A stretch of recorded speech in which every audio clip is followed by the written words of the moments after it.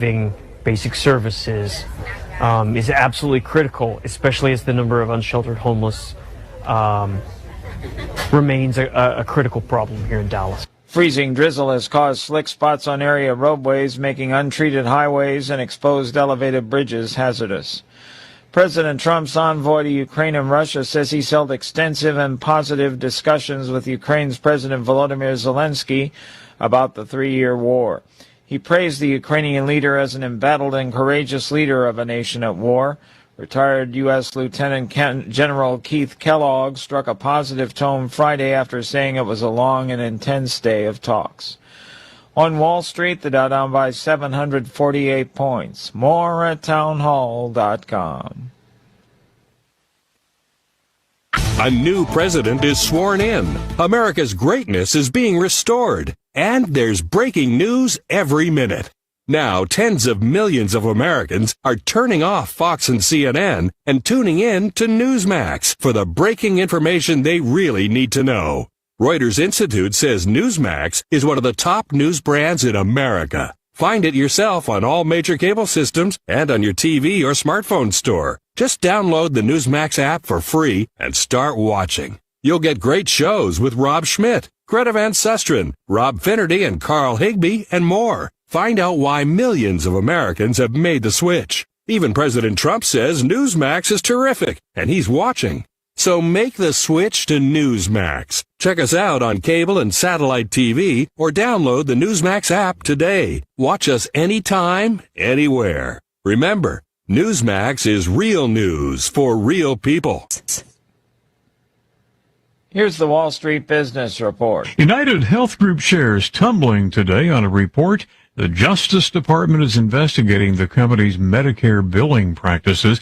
Federal officials launching a, quote, civil fraud probe. Sales of previously occupied homes falling in January as rising mortgage rates and prices discouraged many would-be home buyers. Existing home sales fell 4.9% last month from December. Senior diplomats wrapping up the last day of their Group of 20 meeting in South Africa, a 2-day gathering marked by the absence of a senior U.S. delegation. Another dismal day on Wall Street today. The Dow fell 748 points, S&P 500 off 104. It's the worst day in 2 months, and NASDAQ fell 438. For the Wall Street Business Report, I'm Jason Walker. News and analysis at townhall.com. On Point Weather is made possible by our friends at Palmetto Citizens Federal Credit Union on 107 The Point. Here's your weekend forecast. Clear and chilly tonight, the low temperature dipping down to a frigid 25. Tomorrow, it's beautiful. Look for sunshine all day and a high warming up to 54. Even better for Sunday. With more sunshine, the high gets to 61. And for next week, we'll hover around 70 as a high most of the week. Have a great weekend. I'm Cal Moss with your On Point local weather. WQXL Columbia, W264DF. From the Bart Fireside Studio, the solution for keeping you warm this winter. This is 107 The Point. The Point. The Point.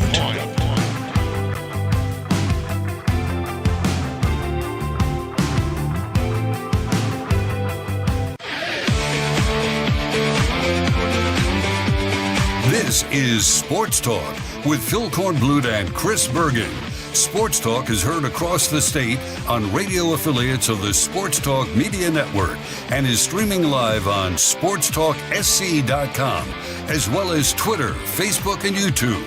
The South Carolina Education Lottery lucky number to call in is 888-898-2525. That's 888-898-2525. Now, here are Phil and Chris with tonight's edition of Sports Talk. All right, good evening, everybody. Welcome to Sports Talk here on the Sports Talk Media Network as we come to you tonight from Myrtle Beach. We are here at the annual High School Football Coaches Clinic. This is where high school coaches come and get smart. They get a chance to refresh their X's and their O's by talking with one another and listening to college coaches and doing a lot of clinicking. Plus, they're honoring various coaches for their contributions to high school football in South Carolina over their career. So it is always a pleasure for us to be here just to hang around and see the sights and talk to people.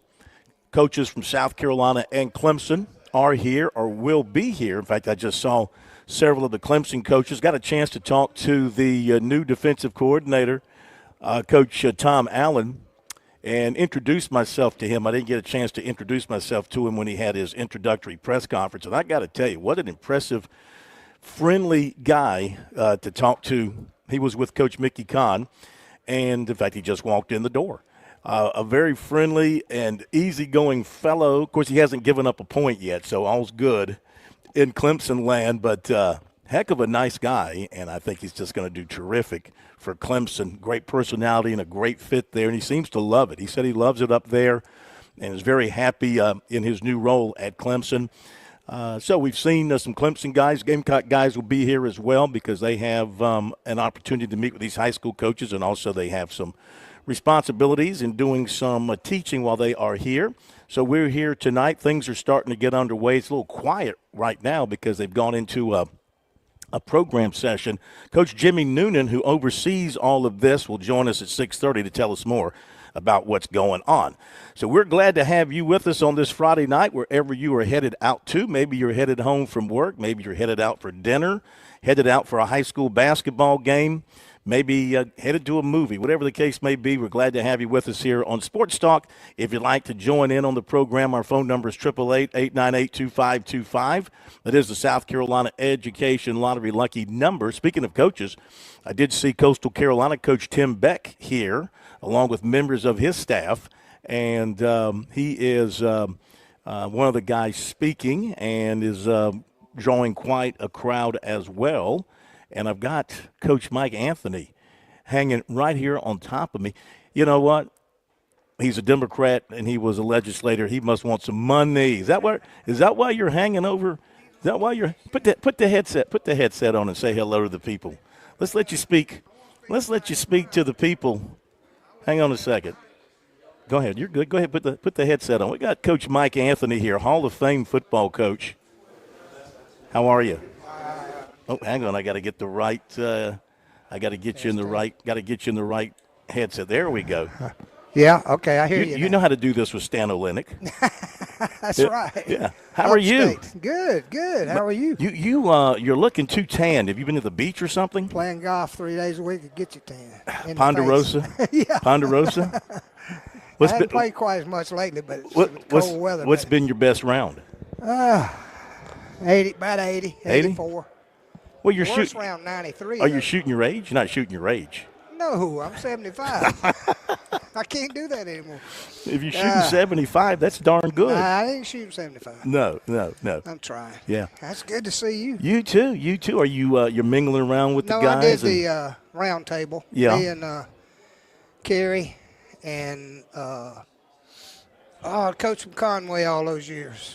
Chuck Jordan. Coach and Chuck Lee Sawyer, Jordan. guy I work with. Yeah, that's a group.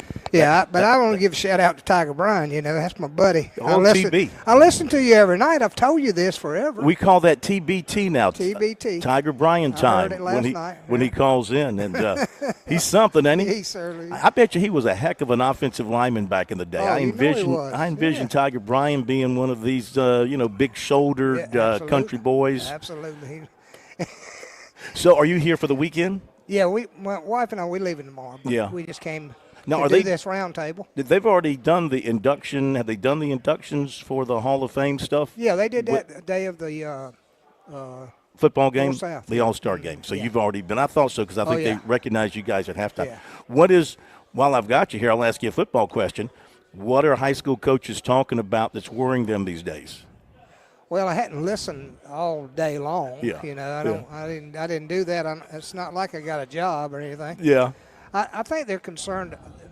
Biggest concern is about it's kind of almost like the colleges. I mean, it's free will transfers. Mm-hmm. You know, and if I was in high school coaching now, I believe I would be concerned about the transfer situation and who can do that and who can't and all that. So do they not think the new rules, the multiplier and all that, has not had an impact to kind of slow it down a little bit? I think it had an impact. Yeah. I think it's been worthy, but I don't know if it's going to stop the kids from moving. You know, when we were in Union back in the day, in the early 2000s, we played for the community. Those kids did. You know, it's different. I mean, these kids are coming through all the summer leagues and all. Like for instance, baseball. You know, my grandson, a couple of them have played that, what do you call it, travel ball and all that stuff. And so they get so caught up in that I'm afraid they are easily persuaded. They make friends. To make a move. Yeah, they make friends. They make friends. They say, come play. And they look around. They see the grass is greener. They think maybe this team's going to be a better team. For some reason, it's going to help elevate them. But you know, when you have those travel teams, they try to put a collection of the best players together. Yeah. So they're seeing that at an early age, and they're saying, oh, okay, so this school has got some of my buddies who I know are good players, and I want to be with them. Mm-hmm. So I don't know. You know, back then you had to wait one calendar year when I was coaching before you could participate. Mm-hmm. And I still think that's a good rule. But it is what it is, and I'll soon be 75 and don't have to worry about it. What do you care? You're getting ready to run for governor, aren't you? Aren't you getting ready to run for governor? No, I keep pushing you. I'm running away from you. I keep pushing you to run for governor. So no. Well, what did you think of the high school season this past season? Just the quality of football across the state. Did you think about some of the state champions that emerged and maybe some of the new teams, if there were any, that really kind of emerged? I mean, Dutch Fork was strong once again. Right. What about, in particular, that program that he has built and the championships he's piling up one on top of another? Well, it's amazing what he's doing because he can run the ball if he needs to, and he can throw the ball. It's not like he's a one area guy where he throws all the time or runs. But that team is you know, they started out, didn't they start out last year, or was it this year before? It was the previous season. They started off kind of shaky. With some injuries? They were playing a real tough schedule, too. Yeah. And they might have had some injuries as well. Yeah, but that tough schedule hadn't affected them too much in the past. No, last it hasn't. Few years. No, it hasn't. You know, I don't know what it was, but still, key people get injured like that. Like, you know, we could have had Kyle and Roscoe and all those kids, and that would have been tough if we'd lost them at the same time. But yeah, he's done a great job. He's a great football coach, and you know he got. Don't get me wrong. He'll be the first to tell you though. Yeah. It's the Jimmys and Joes. It ain't his coaching. Got to have the athletes. If you ain't got them, I've been at Easley when I was 1-10, and I've been at Union when I was 14-1. They thought you were a genius. And they thought I was smart. Ain't that something? I saw Jake Bentley here earlier. Did you? I'm looking for him. Yeah, he's here. I saw him. What do you think about him now getting a chance to be a head coach? Oh, it's a great opportunity for him. Yeah. And, you know, he's got a leg up because he had a pretty good daddy to have. We coached the 2003 North-South thing together here. I was head coach then, and he was my assistant. Yeah. Awesome job. So I know you're on a time frame. No, we're good. I'll let you go. You go ahead and roam around. And I'm going to find Jake. That's what I'm going to do. He's here. Okay. I spoke to him earlier. Okay. Coach Tim Beck is here from I saw Coastal. him. Some Clemson guys are here. Hadn't seen the Gamecocks Robbie yet, but they're Caldwell, here. I saw Robbie. Robbie, yeah. And Coach Luke, Coach Matt Luke. Yeah. Coach Allen is here, the new DC. Okay. He's here. Yeah, roaming around. I saw him a minute ago. Yeah, super guy. Yeah. Super guy. All right, buddy. Good seeing you. Thanks, man. Hey, whenever Stan retires, you can come work for us. Do you cover the upstate? You don't cover the upstate. Like the Dew in Dixie, like the Dew in Dixie. No, we're all over the upstate. No, that's Palmetto Sports Network. Nah, they got nothing on us. See ya. Thanks, buddy. Appreciate you coming over. All right, that's he won't be governor. He'd just be a House member back in the day. Coach Mike Anthony, longtime friend. Knew Coach Anthony when was working in Greenville, and he was at Southside High School and Carolina High School, I believe, before he I've lost track of his track. Southside, Carolina, Batesburg, Leesville, Union, before it became Union County. Great coach. Winner everywhere he's been. Okay, appreciate him stopping by. Let's update what's going on. A lot of baseball happening. South Carolina leading Old Milwaukee 5-2. They're in the bottom of the seventh. The Gamecocks were trailing going into the bottom of the sixth. They scored 4 runs in the bottom of the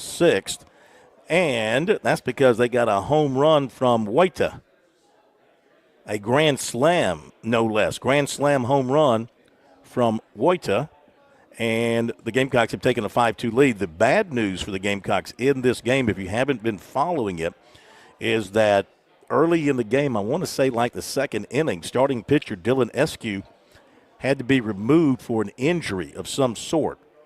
Haven't heard anything more about what is going on or what the degree of that injury is, but they can't afford to lose another well, he is a weekend starter. They've already lost another weekend starter, projected weekend starter for the season. So that's not good news for South Carolina. The good news is the Gamecocks have rallied, and they've gone ahead 5-2. As far as some of the other numbers, SQ went 2 innings, but he did not have control. He walked 4. In fact, he walked in a run. That's when they went out.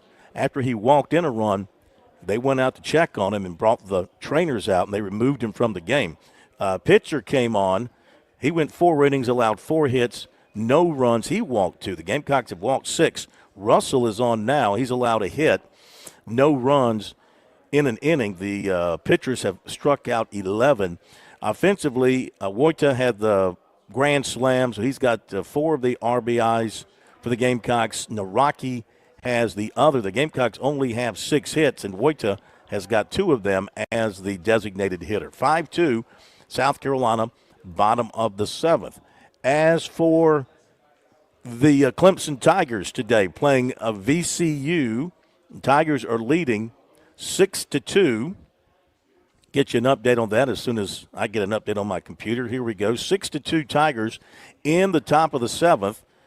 Clemson has scored 2 in the second, 1 in the third, 2 in the fourth, and 1 in the 6th. 6-5-1 for Clemson, 2-5-0 for VCU. And for Clemson, I'll give you some more numbers here in just a second. On the mound for the Tigers, Canuck, and he went 5 innings, allowed 3 hits, 2 runs, 2 earned, 2 walks. He struck out 8. Threw 87 pitches, 55 for strikes. Titsworth has gone 2 innings, allowed 2 hits. He has struck out 4. So the Tigers have rung up 12 hitters today so far, and they've given up 5 hits. At the plate, Gaffney has a couple of RBIs for the Tigers, no hits. He walked once, a couple of RBIs for him. Tigers only have 5 hits, so not exactly tearing the cover off the baseball, but they lead 6-2. Middle of the 7th inning. Gaffney had a ground out to third for an RBI. Then he had a sacrifice fly for another RBI. This is a 4-game weekend for the Tigers as they host this invitational. They're going to play 2 tomorrow. All right. Also, as soon as I can get it updated here, we've got Coastal Carolina playing Alabama. That's going to be getting underway shortly. And they're playing in a tournament, so Coastal Carolina playing Alabama. Good matchup there for Coastal Carolina. College of Charleston's got another win. The Cougars beat Seton Hall today 4-1. Jake Brink goes to 2-0 with the victory.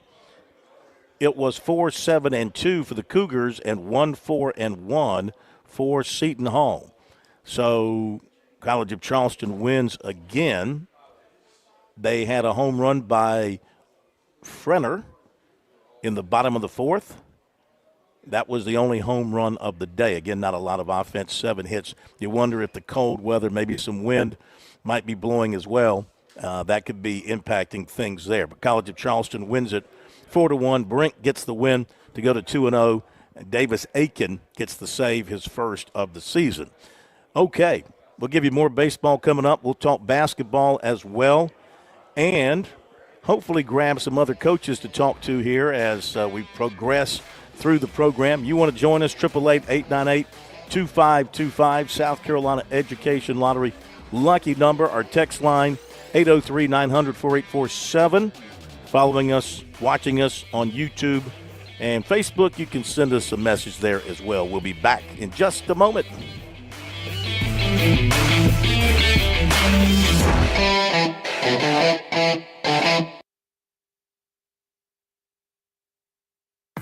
Relax. Start your journey with a new auto loan. Get ready for a season of adventure. Escape the ordinary and get on the road with an auto loan from Founders Federal Credit Union. From city streets to off-road trails, your journey begins here. Our low fixed rates can get you on the road in a ride that fits your lifestyle and your budget. Featuring no payments for up to 90 days. Simply apply early for a pre-approved spending limit before you even start shopping. Let a Founders representative be your trusted advisor to make sure your purchase makes sense for you and your finances. Ask for a free auto insurance quote for a personalized plan to protect your purchase. Founders also offers mechanical breakdown protection that is competitive with most warranty plans available at dealerships. Visit one of our many convenient office locations or go to foundersfcu.com/auto to apply for an auto loan today or to see if you qualify for membership with Founders. Membership qualification required. Terms and conditions apply.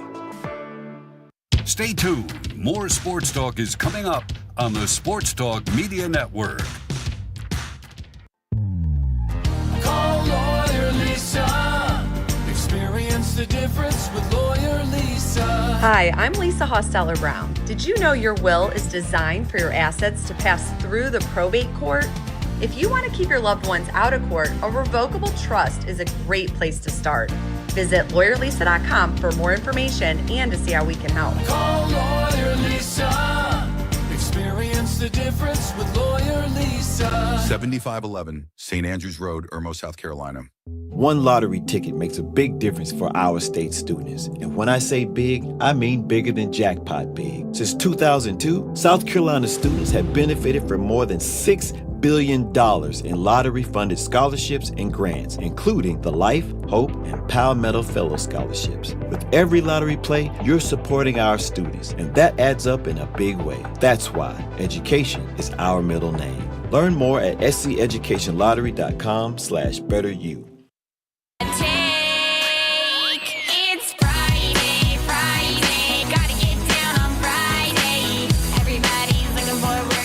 Welcome back, everybody. Sports Talk on the Sports Talk Media Network. We're at the High School Football Coaches Clinic in Myrtle Beach, and we are very happy to be joined by Coastal Carolina head football coach Tim Beck, who's been working the crowd. Yes, absolutely. When did you get here? I actually got here early. Both my new defensive coordinator, Jeremiah Johnson, and new offensive coordinator, Drew Hollingshead, spoke at 4, so I was actually here at 3. So we've been here kind of shaking hands, just got a bunch of pizzas for the coaches. We kind of put on a little social forum at night, and appreciate them all being here and all the great things that they do, right? Being a former high school coach, how important it is for them to develop the youth and guys that make and break our program. How important is it for you to shake hands, see these high school guys, let them get to know you a little bit more, especially when it comes to the recruiting side of these players? Yeah, it's certainly important, right? You have to be able to have the opportunity because, as we mentioned, they're our bloodline, right? They're the ones that are going to provide for us, the student athletes, that are going to be able to become a part of our program. So myself, our whole staff's here, our recruiting staff, just have a lot of people here to put names with faces. So when people contact them or we're on the road or they come in, they get opportunities to know who we are and what we're all about. Looking ahead to spring and forming this team for 2025, I know you got a couple of exciting-looking quarterbacks coming in to work with. Yeah, no doubt. We start a week from Monday, March 3rd. Will be our first day with spring ball, so we're looking forward to it. It's getting close. Guys have been working really, really hard. It's been a great offseason, probably the best offseason we've had since I've been here. The staff has gelled well. And our players have responded, and it's been a very tough, grueling, hard off-season program. How was it in retaining players off of last year's team? Yeah, it's challenging, right? Certainly at our level, it's always going to be challenging. And the better players you have, the more success you have, the more potentially you have to lose them, right? But, it is what it is. I think you have to realize what college football is becoming, and you don't have to like it, but you got to embrace it, right? You got to deal with it, and you got to move on. So I like our team. I like this group that we brought in. I like the coaches that we have coaching them. There's definitely something special about this group right now. I think he's a junior college quarterback that you're bringing in. I read some things about him when he announced for Coastal. Sounds like he's got a heck of a background, at least statistically. Yeah. We've got a couple we brought in, besides having Tad Hudson return, who started in the bowl game for us. Samari Collier, he's the junior college quarterback that's come in. We have MJ Morris, who transferred in from Maryland, and then Emmett Brown, who transferred in from San Jose State. So it's going to be a great competition. Those guys are working really hard. They're learning the new offense under Coach Hollingshead and the staff. And so we're looking forward to getting started here in another week or so. How hands-on are you?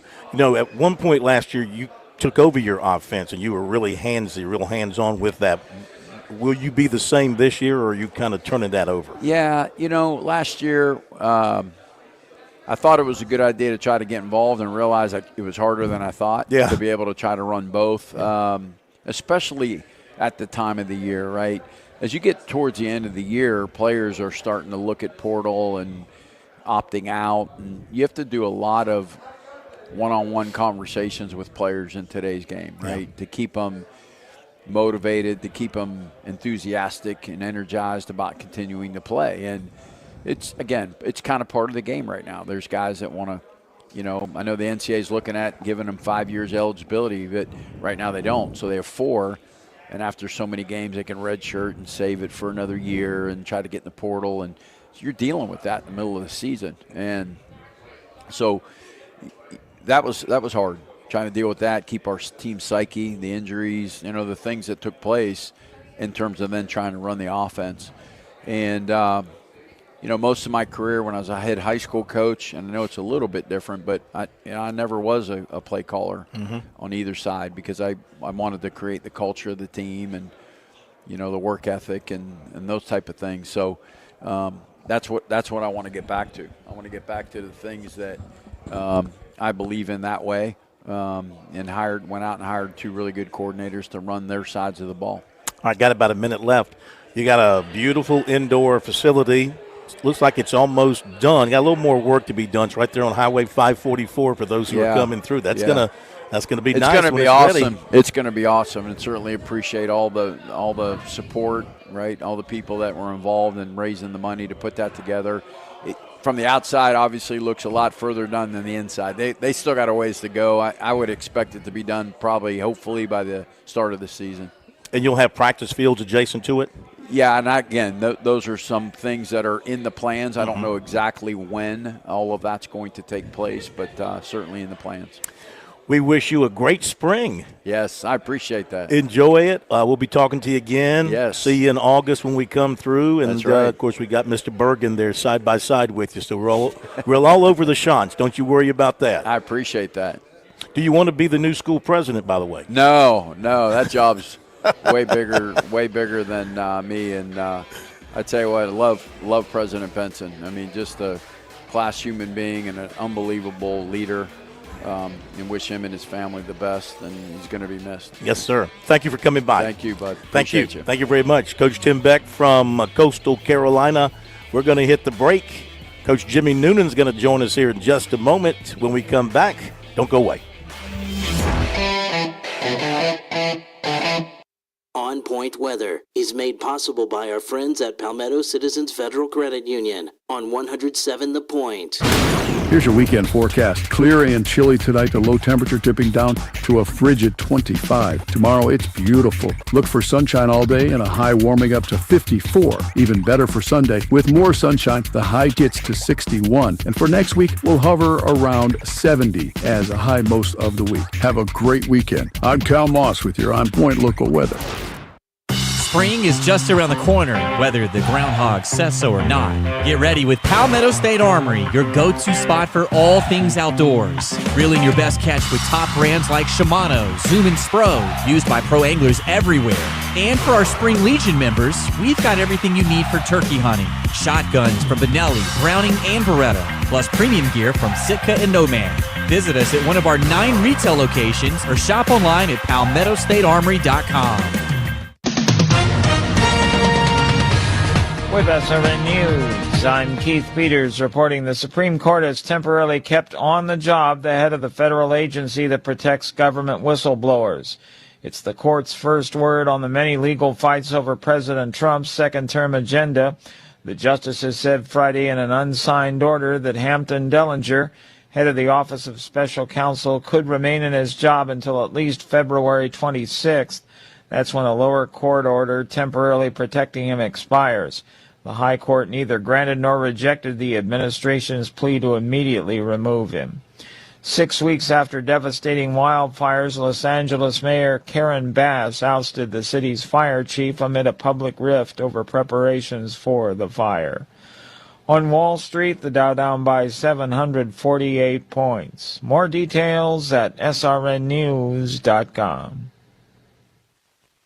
Step into a brighter future with Broker Solar. Transform your home, your business, your nonprofit into a beacon of efficiency and savings. With Broker Solar, you're not just installing solar panels, you're setting the foundation for long-term financial savings, taking control over these power companies that, well, let's face it, they have a monopoly. You can't choose your power company, but you can control the cost of your power. Ken and his expert team will help you to navigate through any complexities of solar energy. They'll tailor a system that's perfectly fit for your needs and for your budget. Get a rooftop setup or somewhere else on your land, or just start with solar to integrate powerful battery backups so when the storms do come, the power goes out in your block, it'll stay on at your home. It's not for everyone, but if you're even curious, don't you owe it to yourself to reach out and call Broker Solar for a free consultation? Listen, if you trust the point, if you trust me, I'm telling you, you can trust Broker Solar. Explore your solar potential at brokersolar.com. Start generating power on your terms. Broker Solar, empowering you while shining above the rest.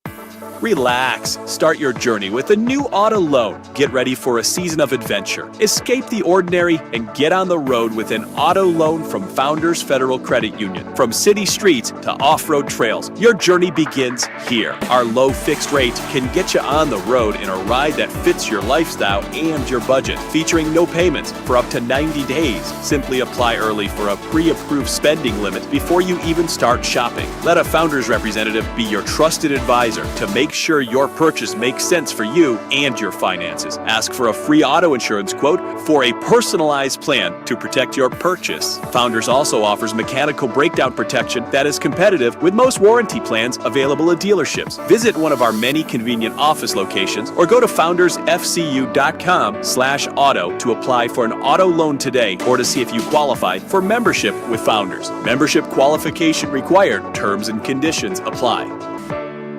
Imagine a cooler home this summer and a warmer one during winter without the sky-high power costs. Redbird Windows and Doors offers you the solution with our state-of-the-art energy-efficient windows and doors. Locally operated, we promise a hassle-free experience with our expert team handling everything from consultation to installation and doing so flawlessly. Upgrade your home's comfort and cut down those energy bills. Visit redbirdwindows.com or call us 727-0561 today. Redbird Windows and Doors. Local experience matters. Floorboys has done it again. If you love your pets but not the damage they do to your floors, you have got to see Floorboys and their exclusive to South Carolina line of pet-perfect luxury vinyl plank. Protect your floors from the 4 Ps: the poop, the pee, the puke, and the paws. They even have it in carpet form, so protect your floors from the 4 Ps. Visit floorboys.com or check out the exclusive Pet Perfect line at their showroom, 1728 North Lake Drive, just off the Lake Murray Dam.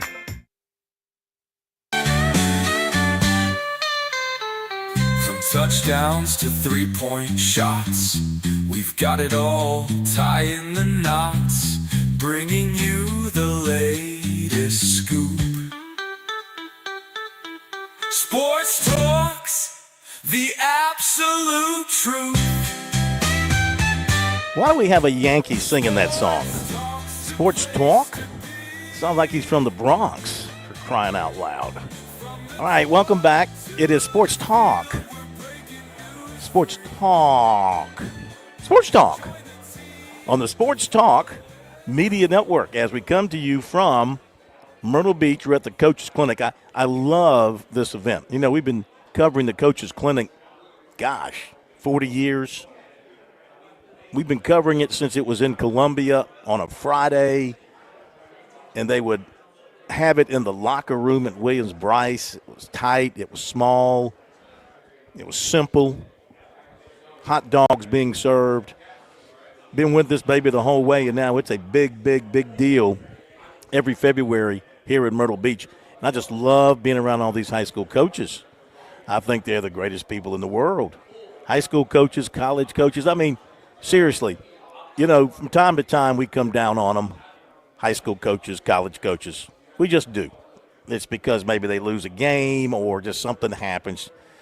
But I really believe at the core of each one of them, they are concerned about the young man in their program, trying to make that young man better as a football player and as an individual. I really do. I really believe that.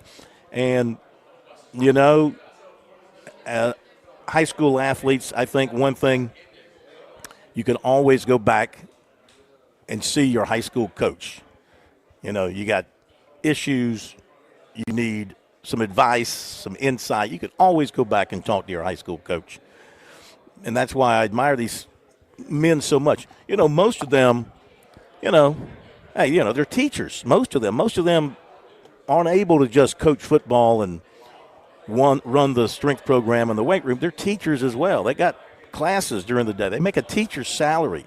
Now, some of them, admittedly, you can go check the state of South Carolina database. You can see some of them do really, really well in some settings. But the majority are teachers making teacher's salary, maybe a little bit above. They get a little bit more for being ADs and more for being around for X number of years. But, love of the game. Love of the game. This is the core of it right here at the high school level. Love of the game, love of the athlete. That's what I think most of them are all about, if you ask me. All right. Let's see. I'm hoping Coach Jimmy Noonan's going to join us here once he breaks away from whatever it is he's doing. In the meantime, I'll open up the phone lines at 888-898-2525, South Carolina Education Lottery, if you want to join in on the program. If not, you want to sit back and just listen to everything, we got you. We got you covered there as well. Update some things. Let's update the baseball once again, then we'll go to some other things. South Carolina and Milwaukee, old Milwaukee, 5-2. Gamecocks still leading, bottom of the eighth. 2 are out. So they are kind of cruising here now. Russell has come in and pitched well for them again as their third pitcher. Big story to come out of this, along with the win if the Gamecocks get it. What was the injury to Dylan Eskew? I imagine Coach Maneri will certainly address that in the postgame. How much information he'll have and be able to share remains to be seen. A grand slam in this one turned it for the Gamecocks by Wojta. That rallied them from a 2-1 deficit to give them a 5-2 lead in the sixth inning. Meantime, Clemson hosting its Clemson Invitational. Tigers are cruising up 6-2, bottom of the eighth, runner on first, nobody out, leading VCU 6-2. So they continue to cruise along. Coastal Carolina and Alabama just getting underway. And they are playing, I think it's in Jacksonville, Florida, I think. So they are playing, just getting underway. So scoreless in that one. Coastal is the home team, so Alabama is at the plate. College of Charleston beat Seton Hall 4-1. So the Cougars continue to play some really good ball early on in the season. Give you a few more scores here. Just a moment as we get the scoreboard up to date. Army beat Wofford 2-0. Vanderbilt beat St. Mary's 11-4. Wake Forest leading St. John's, top of the eighth, 5-0. LSU leading Omaha 4-0, bottom of the fifth. Presbyterian leading Lemoyne 2-0, bottom of the fifth. It's Kentucky over Belmont 2-1, bottom of the sixth. Florida State in the top of the fifth is leading Penn 17-0. I'm assuming they've got the run rule in play there. Certainly hope so for Penn. Virginia leading Oregon State 2-0, top of the fourth. Dayton and Florida scoreless, bottom of the first. Let's go Flyers. And we have Maine beating the Citadel today 4-2. Ole Miss shuts out Eastern Kentucky 8-0. Villanova tops Winthrop 10-4. In 7 innings, Auburn beats Wright State 11-0. So you're up to date on the scoreboard. Basketball, of course, last night, South Carolina women got a win over Arkansas. I mean, you do not want to be the team that plays the South Carolina women the game after they are beaten, because they pummel you. That's 3 times. Of course, they've lost 3 games. That's 3 times that they have destroyed the opponent after a loss by about 40 points per game. So the losses are certainly getting the attention. Now, the teams they're playing after the losses are certainly a drop down from the teams that beat them. You know, Arkansas is not a very good team compared to anybody. The 3 teams they've lost to, of course, are all top 5 teams at this point. So they've lost to quality teams. And they're playing a lesser team the next game, and they're destroying them. Now they go to Vanderbilt coming up on Sunday. But a big bounce-back win for South Carolina last night. Coming up this weekend, of course, Clemson looking to continue its winning ways. The Tigers have had the week off. They're going to go to SMU, and that is that going to be easy? I don't think so. SMU's having a great season. You heard Coach Brownell with us earlier in the week talk about SMU and how they've got some quality players. They like to play fast. It'd be a good test for Clemson coming off an open midweek for the second time this season. So they're headed out to play SMU. South Carolina will be home tomorrow night for an 8:30 game against Texas. So here we go again, South Carolina playing a team that it can beat.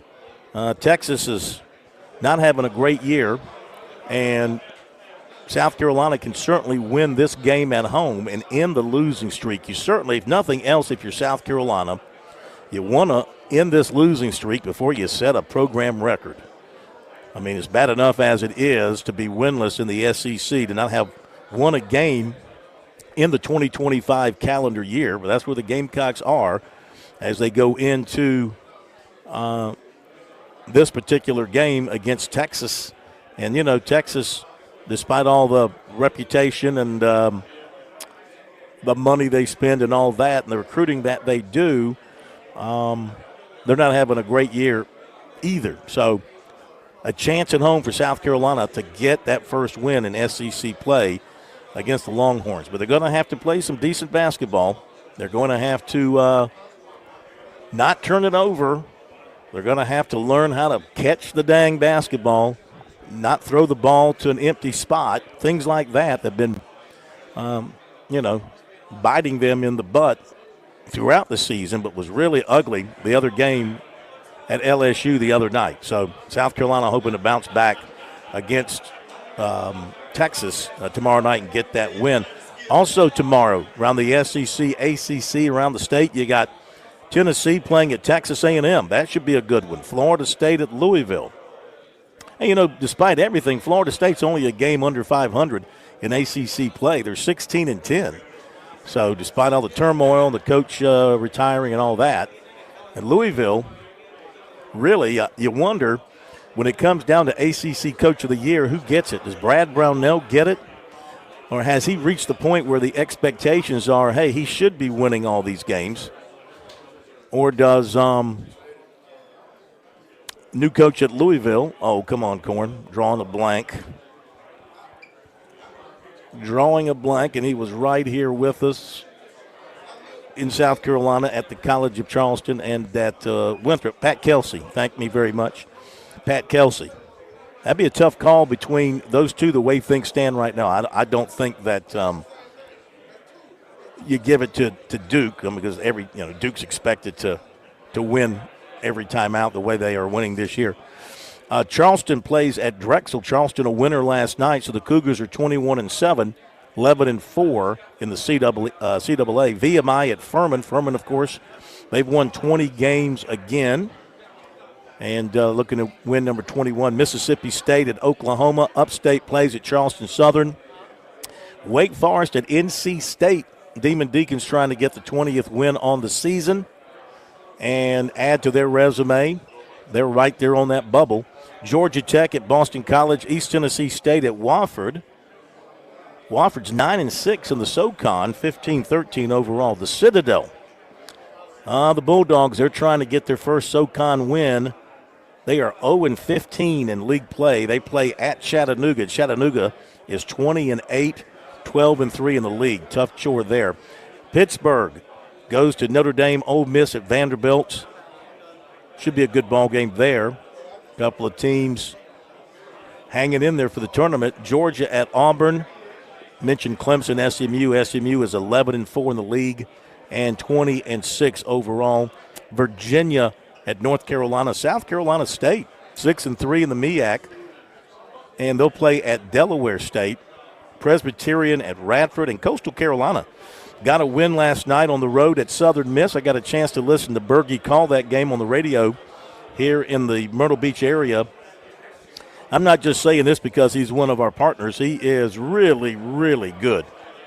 He's really good, his play-by-play. I think basketball, didn't hear much of his football, but I think his basketball is exceptional. He's such a natural, and his ability to raise his octave level at the right time when he's calling basketball is pretty cool. A lot of guys are just always screaming. He hits the high points, the high volume at the right time. He did a great job calling that game. Florida at LSU tomorrow night.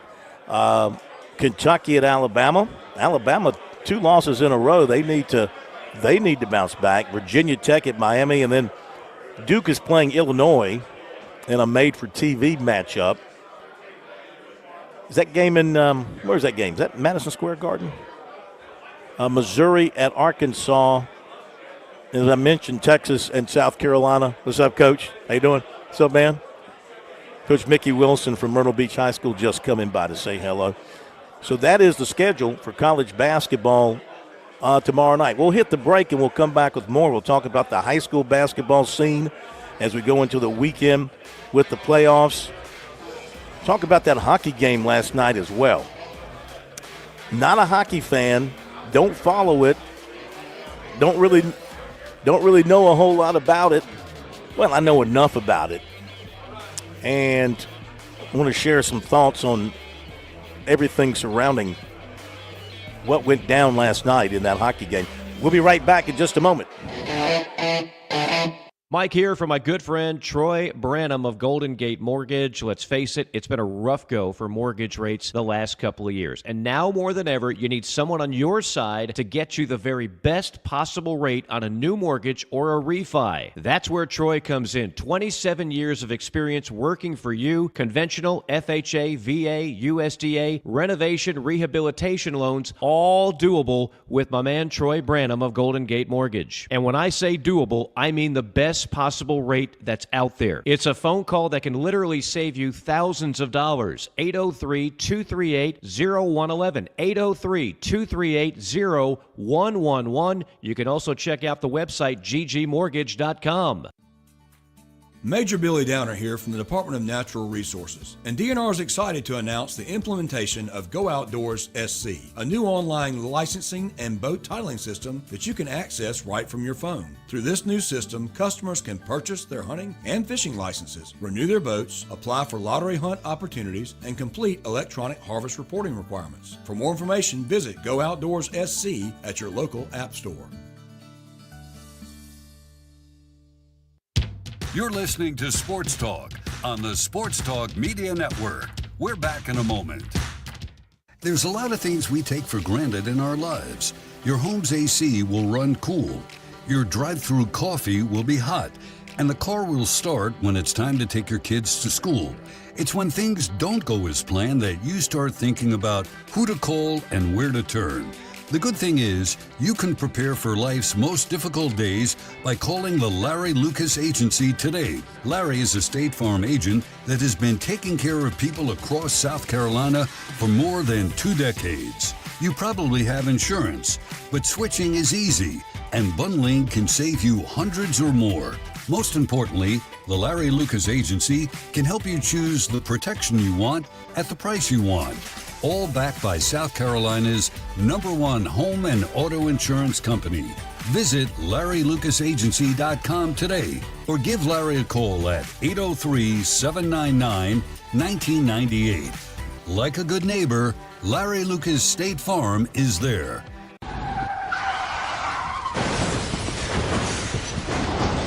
I'm attorney Jim Corbett. That's the sound of a big hit on you and your car or truck. I've been an attorney for more than 30 years, helping people who get injured in car wrecks and truck wrecks. If you have serious injuries, call Jim Corbett, 803-765-2968, or email me at jim@jimcorbettattorney.com. That's CORBETT. I don't get paid unless I recover for you. Jim Corbett Attorney, for your best recovery from a big hit, 803-765-2968, or jim@jimcorbettattorney.com.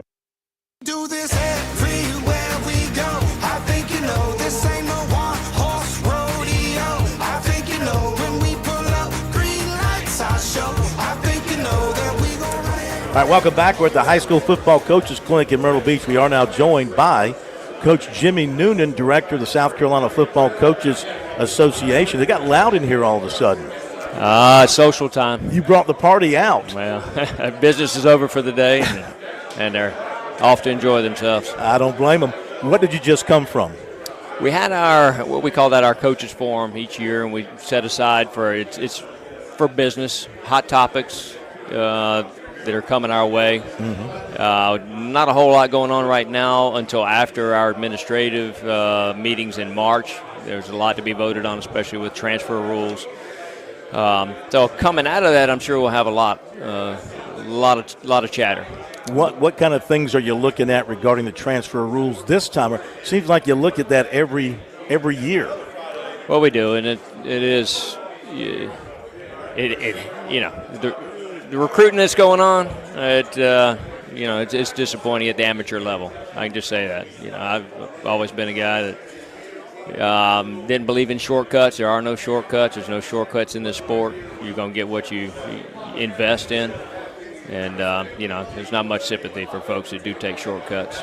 And that's always been a hot topic with transfers, who's doing it the right way. Mm-hmm. And there is a right way, and it's governed by our high school league. And there are folks that are always looking for loopholes and to skirt those things. And that's just a fact. I'm not pointing fingers at anybody. It just happens. And it's really, a disgusting part of amateur athletics. But it happens. Do you think, put you on the spot, do you think the majority of the men here in this room are doing it the right way? I would like to hope so, and I do believe that that is true. And I would say the folks that are here for all the right reasons. They're here to support our association that's always looking out for them and their best interests. And, these are the folks that are doing it the right way. Mm-hmm. And, there might be some folks skirting it, but we help get them in line. And it's always a police, and it takes an awful lot of energy and time from our folks at the high school league. And I don't envy their job that they have to do. But I think they're really looking at cleaning up their process by making the rules no-brainers. Do you think, there's how many coaches are here? We have a good crew this year. We're 350 plus, might be approaching 400, and we may have outgrown this building we're in. Really? Yeah, it's really shoulder to shoulder. Yeah. Do you think there's some side conversations that take place with coaches like, hey, man, you took my quarterback, or you took my running back, or you took my tackle? You think some of that's going on? I know it might be a little heated if that was the concern, but I don't know. You hear some complaints. We lost 3 seniors to this other school and this other school. They had proof of a text message saying, hey, you need to come play for us. And it's just, not much patience there. I understand.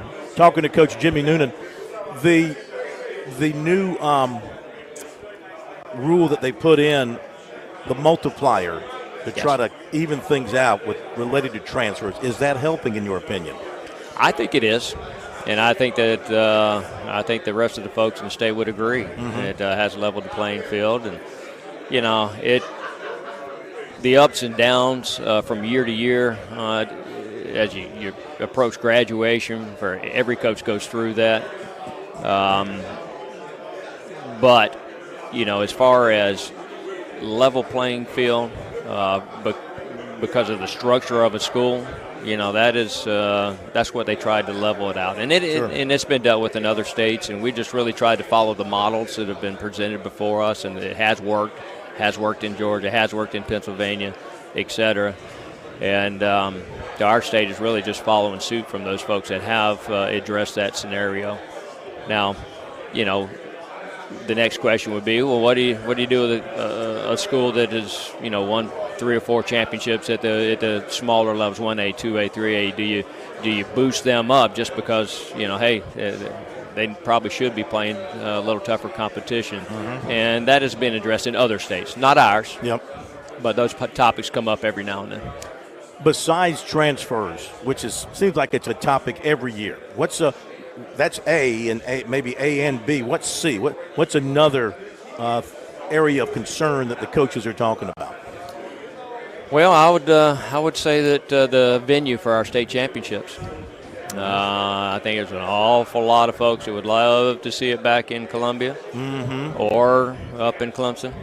And any discussions going on with those parties? I think it's a year-by-year bid, and of course that rolls through our high school league, and they determine that site. But of course, we have a strong voice, and there's an awful lot that goes into it.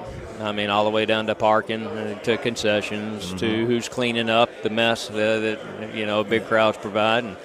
But then again, hey, it's about the venue, and it's about the experience for the kids as well. See, my argument is, let state government pay for it. I'm right there with you. Well, do something. Well, I need to get off my rear end and get going. I tell you. Seriously, why can't state government support a state championship weekend at one of the big stadiums?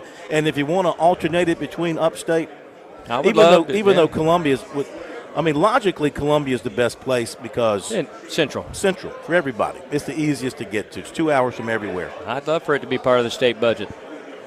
Okay. Well, who do we need to talk to? Well, I think it'd be an awful lot of communities that would support that. Can you get Mike Anthony with his connections? Coach Hayes as well. Exactly.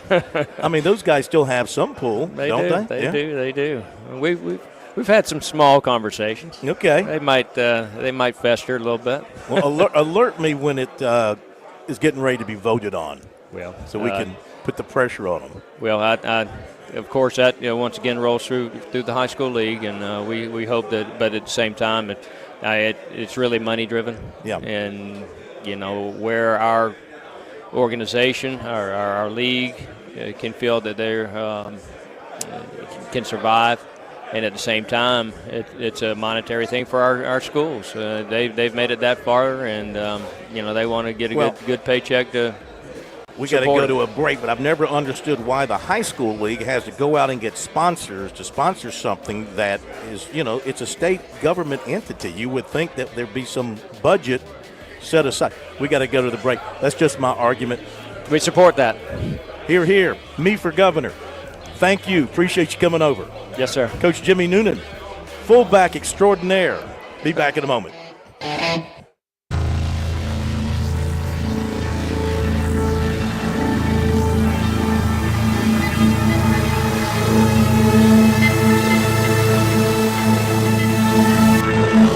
WQXL Columbia, W264DF. From the Bart Fireside Studio, the solution for keeping you warm this winter. This is 107 The Point. News this hour from townhall.com. I'm Keith Peters reporting. The U.S. Senate approved a budget package after a long night's so-called vote-a-rama. President Trump tells Fox News Radio's The Brian Kilmeade Show he'd be open to more than one spending bill. As long as we get to the same point, 2 bills. So now, what they approved yesterday is one part of it, and then they approve another part of it. You could make the case you could do 3. You could do 10, as long as we get along, as long as we get them all added up and it's the same thing. Earlier, he said he preferred the bill put together by the House. The Trump administration has the go-ahead to pull thousands of USAID staffers off the job. Correspondent Donna Warder reports. A federal judge has removed a temporary block on the Trump administration's efforts to remove all but a small percentage of staffers at the U.S. Agency for International Development from their posts. U.S. District Judge Carl Nichols' ruling comes following a lawsuit filed by unions on behalf of USAID employees. They said the rush to dismantle the agency had cut off some staffers overseas from emergency communication systems, including some in danger of political violence in Congo. The Trump administration had given staffers abroad 30 days to move back to the U.S., or the government wouldn't pay for the move. Donna Warder, Washington. Israeli Prime Minister Benjamin Netanyahu has vowed revenge for what he described as a cruel and malicious violation of the ceasefire agreement with Hamas. His remarks followed the release of a body that Israeli authorities found was not that of an Israeli mother of 2 young boys, as Hamas terrorists had claimed. The body turned out to be that of a Gazan woman. On Wall Street, the Dow down by 748 points. More at townhall.com. A new president is sworn in. America's greatness is being restored. And there's breaking news every minute. Now, tens of millions of Americans are turning off Fox and CNN and tuning in to Newsmax for the breaking information they really need to know. Reuters Institute says Newsmax is one of the top news brands in America. Find it yourself on all major cable systems and on your TV or smartphone store. Just download the Newsmax app for free and start watching. You'll get great shows with Rob Schmidt, Greta Van Susteren, Rob Finnerty, and Carl Higbee, and more. Find out why millions of Americans have made the switch. Even President Trump says Newsmax is terrific, and he's watching. So make the switch to Newsmax. Check us out on cable and satellite TV or download the Newsmax app today. Watch us anytime, anywhere. Remember, Newsmax is real news for real people. A federal judge has indefinitely adjourned the corruption trial for New York City Mayor Eric Adams. The Friday ruling will delay by at least a couple of weeks a decision whether charges against the mayor will be dropped altogether, as the Trump Justice Department has requested. At the same time, Judge Dale Ho has appointed a conservative counsel to draw up adversarial amicus arguments against the DOJ's new position. Separately, New York's Governor Kathy Hochul has already announced she'll not exercise executive power to immediately remove Adams from office, saying that such a move could result in what she termed disruption and chaos and would ultimately be undemocratic. George Williams reporting. 5 people, including prominent Democratic political operatives in Bridgeport, Connecticut, have been criminally charged with tampering with absentee ballots during the 2023 local election. News and analysis at townhall.com. I'm Keith Peters reporting. On Point Weather is made possible by our friends at Palmetto Citizens Federal Credit Union on 107 The Point. Here's your weekend forecast. Clear and chilly tonight, the low temperature dipping down to a frigid 25. Tomorrow, it's beautiful. Look for sunshine all day and a high warming up to 54. Even better for Sunday. With more sunshine, the high gets to 61. And for next week, we'll hover around 70 as a high most of the week. Have a great weekend. I'm Cal Moss with your On Point local weather. WQXL Columbia, W264DF. From the Bart Fireside Studio, the solution for keeping you warm this winter. This is 107 The Point. The Point. The Point.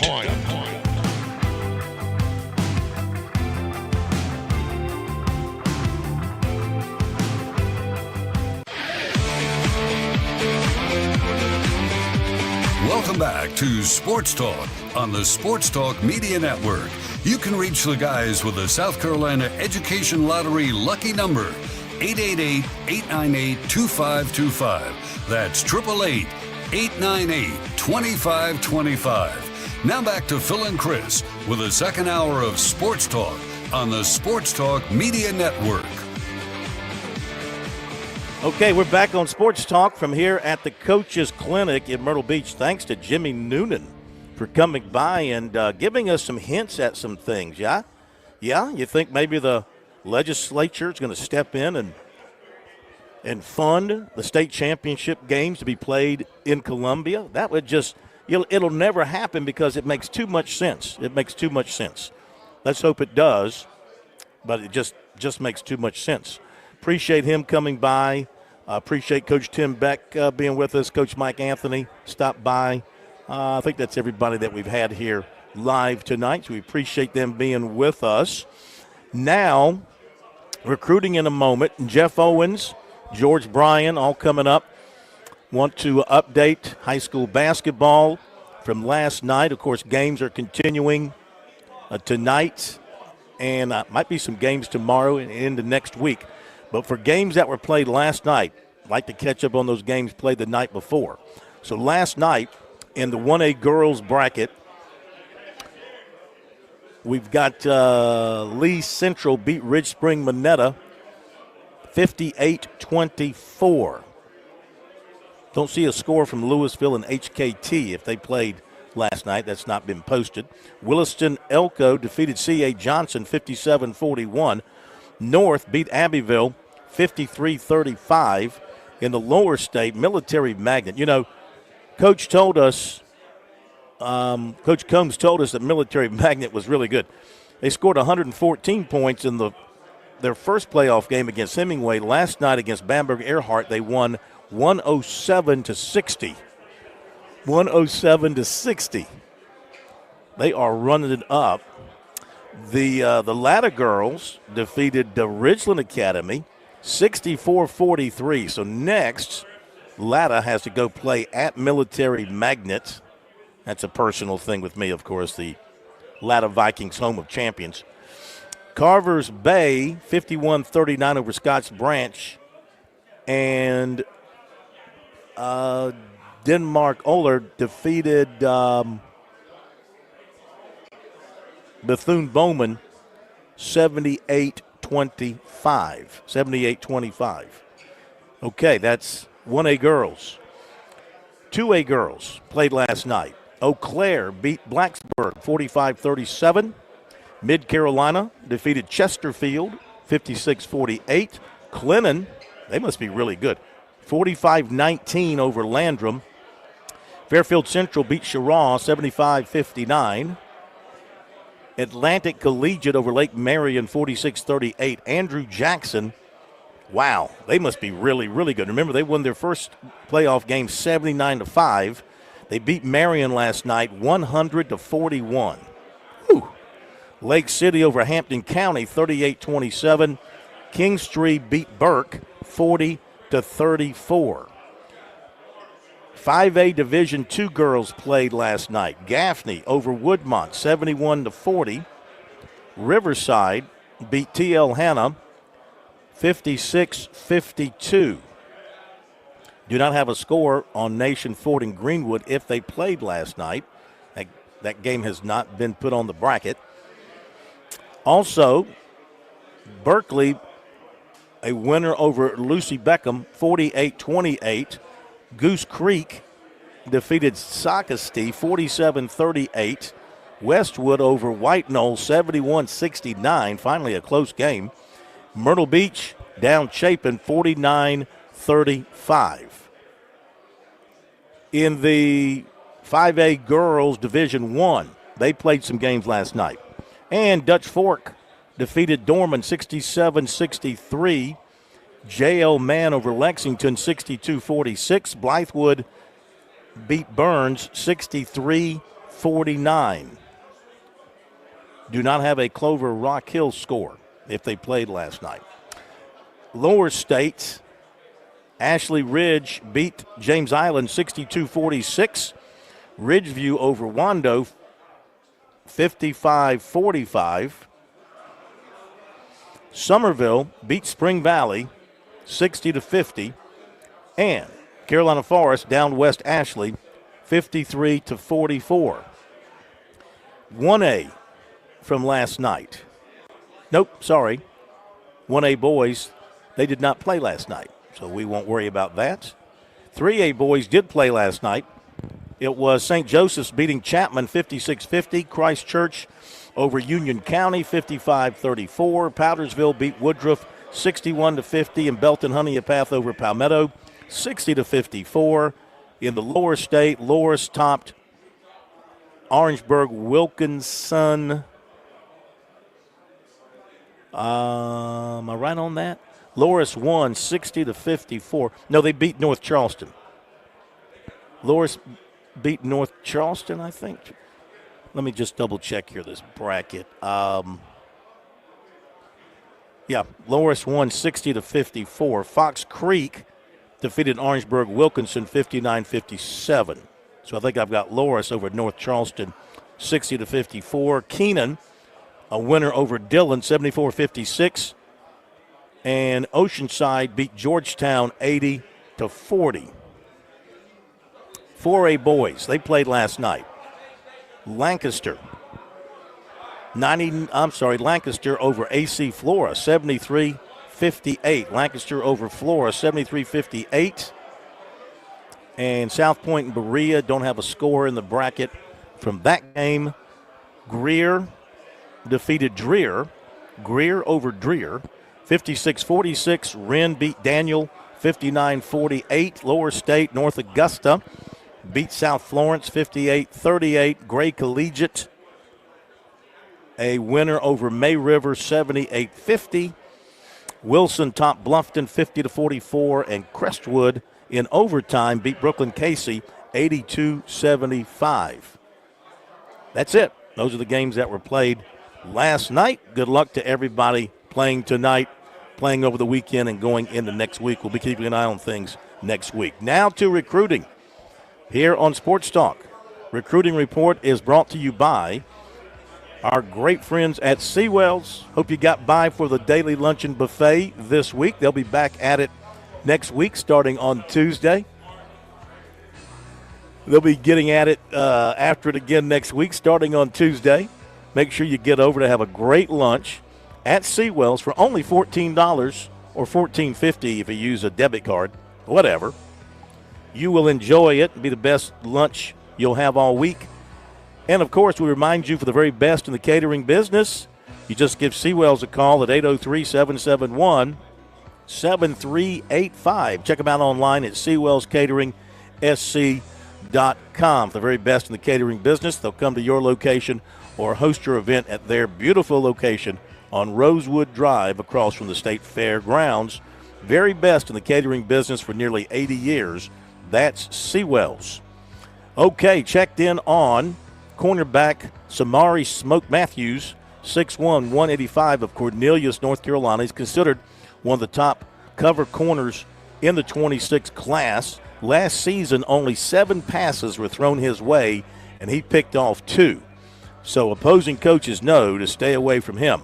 He says that his length, his physicality, that's what coaches really like.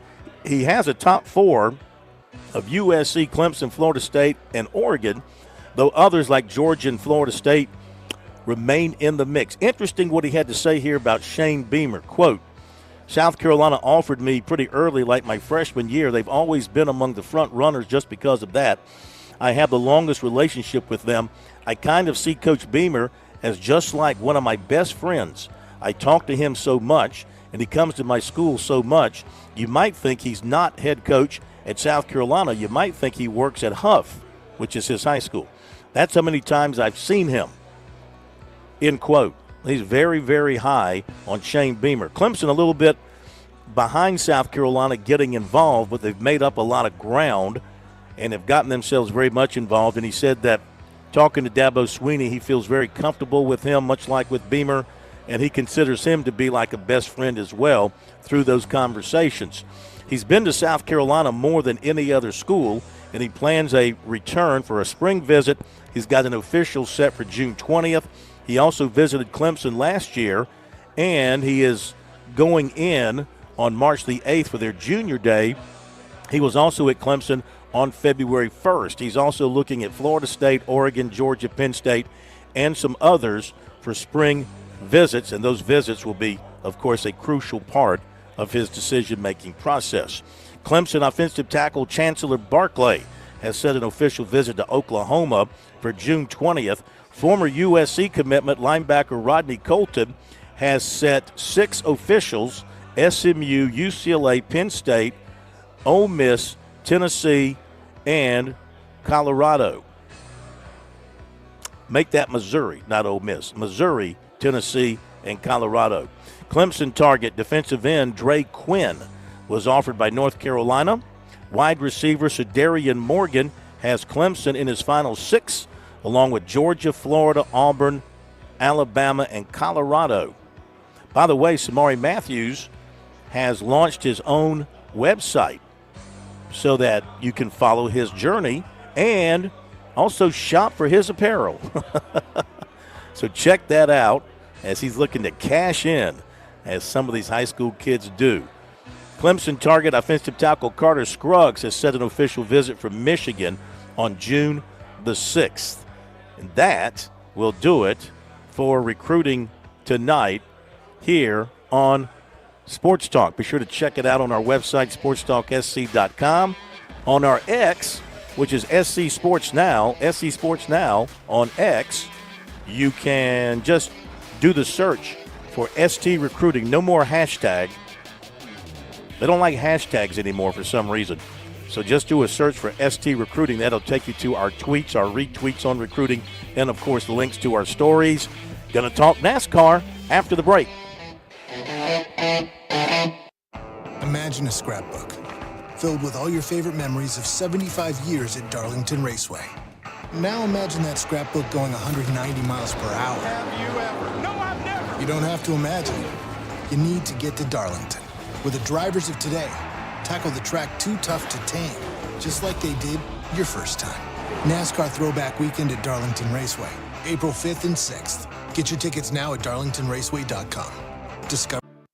You've put in the work for your education. The extra early, extra late, extra work. That's because you understand education opens doors to better pay, better opportunities, and a better you. Being educated about playing the lottery is no different. It helps you be a better player, one who knows when to play and when to take a rain check. The lottery's a game, so let's keep it fun. Learn more at sceducationlottery.com/betteryou. If you're looking to grow your business, Sports Talk is here to help. I'm Matt Smith, and in addition to reporting for Sports Talk, I'm in charge of helping business owners make the most of our statewide platforms. Whether you're a small business owner or part of a large company operating here in the Palmetto State, we'd love to hear about your business. Sports Talk has a track record of delivering results to our partners, and it's probably more affordable than you think. Our network of affiliates shows us the flexibility to work with budgets of all sizes, and our statewide coverage means that whether you're in Greenville, Orangeburg, Chesterfield, Charleston, Woodruff, or somewhere in between, your future customers are listening to Sports Talk.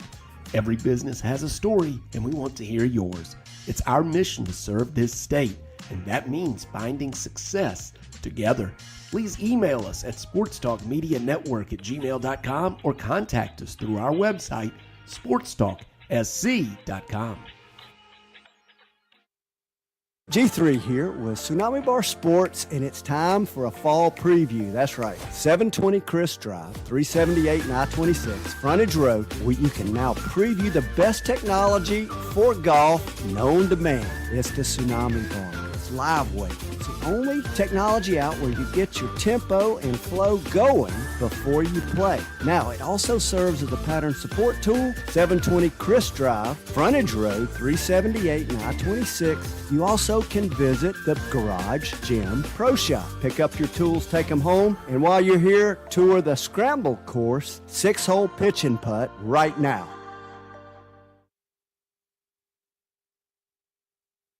Love it when it's 4 wide, love it when it's fast, love it when the leader's caught, the pack is moving past, love it when they're making lots and lots of noise, can't wait to hear these doubles say.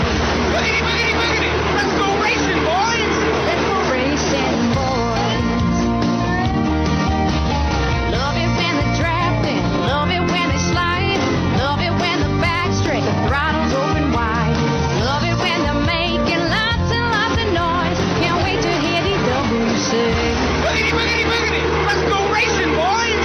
Let's go racing, boys. That's our racing. All right, welcome back, everybody. It is Sports Talk here on the Sports Talk Media Network from the Coaches Clinic in Myrtle Beach. Jeff Owens will be joining us here momentarily. We'll talk with him about the Daytona 500 and the upcoming race at the Atlanta Motor Speedway. Hopefully the weather will be okay in Atlanta, warm up a little bit. Big crowd will be on hand. Anticipating another electric finish like they had last year, that 3-wide finish, Suarez, Busch, and Blaney, closest in NASCAR history. Can they repeat that in Atlanta? Coming off the big weekend at Daytona. As a matter of fact, let me mention this too. Baseball, South Carolina has beaten Milwaukee 5-2. Pitzer got the win, and Sweeney got his third save. And Clemson beat Virginia Commonwealth 6-2. Canuck got the win for Clemson, 1-0, and Pittsworth picked up his first save on the season. And told you about College of Charleston winning earlier over Seton Hall 4-1. Updating the Coastal Carolina-Alabama game, it's 1-1. Top of the third, Alabama batting. They've got runners on second and third and one out. But going back to Daytona, some notes that NASCAR put out regarding the Daytona 500. And I found this to be very interesting. And if you are a NASCAR fan, there's some things here that you should be very excited about. First of all, 10th consecutive sellout for the Daytona 500. Daytona 500 ads on Fox sold out in record time. Now, this is all coming from NASCAR PR. The race, the Daytona 500, which aired on Fox. Now, remember, it was rain delayed. They finally got it going, and it became a primetime race. 6.76 million viewers, up 13% over last year. Most viewed sport of the weekend, according to NASCAR. Now, is that because it was the Daytona 500? Was that because it slipped into prime time? I tend to think it has something to do with slipping into prime time. And, of course, when you watch a race at Daytona or Talladega or like now Atlanta in particular, the racing is so tight, it's so fast, you can't hardly take your eyes off of it. But they had to be very, very pleased about that. Here's more. Their digital platform on race day, nearly 4 million total visits, 30% year-over-year increase, making it the second highest race day traffic in the past 10 seasons. So, I mean, people were really tuning in and watching. That's got to be very exciting news for NASCAR, I would think. So, wanted to share that with you as we talk about getting ready for this weekend's race in Atlanta. And we have not hooked up with our man, Jeff Owens. I don't know if he's in a spot where we can't reach him or what, but anyway, we'll tell you that racing coming up in Atlanta. This is the second race, of course, on the schedule, just getting rolling. And weather permitting, they will be I was going to check and see on their schedule. I believe that they're going to be doing qualifying on Saturday in Atlanta. I'm not seeing any reporting of anything happening today, so I'm assuming that things will happen there on Saturday. So we move on to the second weekend of the race season. Should be a great race in Atlanta, and, of course, we're counting down the weekends till we get to the throwback weekend, the Goodyear 400 at Darlington. Make sure you get your tickets for that if you haven't already. Get your tickets for the race at Darlington and get ready for some great racing there. As always, you heard from Josh Harris with us on Tuesday night, how excited they are about what they've got going on at Darlington, how prepared they are to handle the big crowd, the RVs, the campers, and all that kind of stuff. So they are selling their tickets. They are available now, so if you haven't already acted on it, you might want to do it. Be sure to get the best tickets available. Okay, Josh, so I do not think we're going to hook up with Jeff. He actually just called in. Oh, so. Okay. Well, let's bring him on board. Have we got Jeff with us? I'm going to have to throw the red flag on him for being late. I'm going to have to hit you with the red flag. Well, I wouldn't be the only one this week. I know. How are you? I'm doing well, doing well. Good to have you with us. I just been filling time waiting for you to get to the starting line. What'd you think of? I was just giving the TV numbers. I don't know if you saw this, the television numbers on Daytona. They were like off the charts. Let's see, let me go back and pull that back up. It was for the race, according to Fox, 6.76 million, up 13% over last year. Yeah, the great numbers, certainly outstanding. Of course, last year's race was, if you remember, was delayed till Monday. So that's part of that's a factor, but still, great rating. Makes me wonder if maybe the rain delay and forcing the race into prime time may have helped that number. I got to think it probably did. But I thought it was a great race. I wasn't crazy about the end of it. That was unfortunate. You know, it kind of played out like we expected, a lot of action, and then the big wrecks come at the end. But you had one guy at the end of the race who made a couple of bad moves and caused two wrecks and took out a bunch of the contenders. So I hated it ended that way. And William Byron sort of lucked into the win there when they took out the two leaders. So you never want to see a race end like that. But overall, I thought it was a great show. Do you think he was a ninth-place car? That's where he was when the last big wreck happened and he moved up to the front. You think he was a ninth-place car, or he was just hanging there in anticipation of something happening? Yeah, no, I think he was better than that. You know, he had been up front before. He had a fast car all week. So, you know, I think he maybe had a shot, but he wasn't in position to win the race. You had two guys, Austin Cindric and Denny Hamlin, who had opened up a pretty decent lead, and they were going to battle it out. And I don't think William Byron would have been able to get there had not the wreck occurred. It would have been a wild finish, I'm sure, but you just hate to see that happen. And then, you know, Joey Logano probably had the best car, and he got taken out a few laps before that. So it happens. That's Daytona. That's what we've come to expect. But it turned out, I think, still I think it was a great race. And old Kyle Busch, trying. He's going to be one of those great racers who's going to come right down to the end of his career without a 500 win, you know, and people are going to be counting down the starts that he has left in his career to get that first 500 win. Yeah, he's probably had as bad a luck as anybody I can think of in that race. If there's been a wreck over the past 20 years, it seems like he always gets caught up in it. And so that's unfortunate. You know, he was there in the mix again and had a shot and got caught up in a wreck at the end. So that's unfortunate for him. Hopefully he gets one because, you know, there's a couple of things you want to see. I mean, he's had such a great career. You want to see him win the Daytona 500. And you want to see Denny Hamlin get a championship. Those two guys have had first ballot Hall of Fame careers, but those are two big blemishes on their record, and hopefully they can rectify that. Okay, my friend, we thank you for the gas and go. We call this a gas and go. And we will get with you next week. Hopefully we'll have an exciting finish in Atlanta this weekend. I think we will. Last year was the closest finish in NASCAR history, so hopefully we get a repeat of that. All right, sir. Thank you. Talk to you next week. Jeff Owens in the fast lane here on Sports Talk. George Bryan coming up. On Point Weather is made possible by our friends at Palmetto Citizens Federal Credit Union on 107 The Point.